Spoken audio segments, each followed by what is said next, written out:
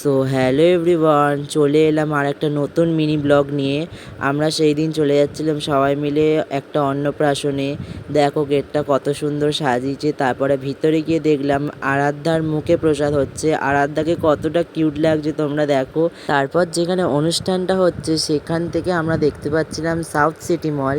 তারপরে আমরা ছবি তুলছিলাম সবাই মিলে। ছবি তোলার পর বেশি দেরি না করে আমরা সবাই মিলে খেতে বসে পড়লাম। আর মেনু কার্ডে কী কী ছিল তোমরা একবার থামিয়ে দেখে নিও।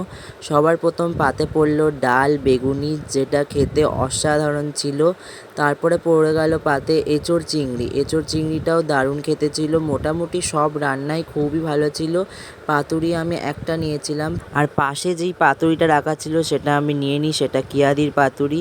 তারপরে পড়ে গেল পাতে বড় লেগ পিস, সেটা খেয়ে আমি মিষ্টি চাটনি পাঁপড় খেয়ে নিলাম।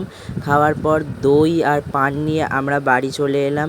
মিনি ব্লগটা এতটাই ভালো লাগলে like comment share and subscribe করে দিও।